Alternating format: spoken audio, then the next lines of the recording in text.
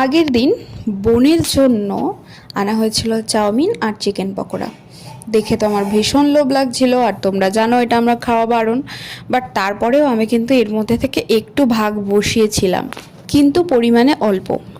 তাই ভাবলাম চলো নিজেই বানিয়ে নেওয়া যাক, বেকার কেন বাইরের খাবার খাবো। তাই ঠিক সেভাবেই আমি চিকেন চাউমিন বানালাম। চিকেনটাকে বেশ সুন্দর পকোড়া টাইপের করে ক্রিস্পি চিকেন টাইপসের ভেজে নিয়ে তারপরে আমি চিকেন চাউমিন বানালাম ঠিক এভাবে। আর খেতে কিন্তু দুর্দান্ত হয়েছিল। তোমরা চাইলে আমি এভাবে বানিয়ে আবার তোমাদের একটা রেসিপি দিয়ে দিতেই পারি।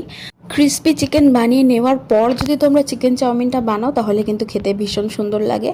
আর এখানে আমি শুধু চিকেন চাউমিন বানাইনি, এর মধ্যে এগ ছিল, অনিয়ন ছিল, একটু ক্যাপসিকাম দিয়েছিলাম, ম্যাগি মশলা ছিল। তো এভাবেই তৈরি করেছি, আর এটা খুব কম তেলে তৈরি করেছি। খেতে দুর্দান্ত হয়েছিল। কিন্তু খাওয়ার ক্যান্ডিডেট এত বেশি ছিল, 5 থেকে 6 জন, তাই এই দিনও ভাগে কম পেয়েছি। কিন্তু খেতে কিন্তু খুব ভালো হয়েছিল।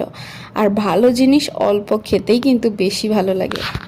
আর আশা করি চিকেন চাংসগুলো তোমাদের চোখে পড়ছে।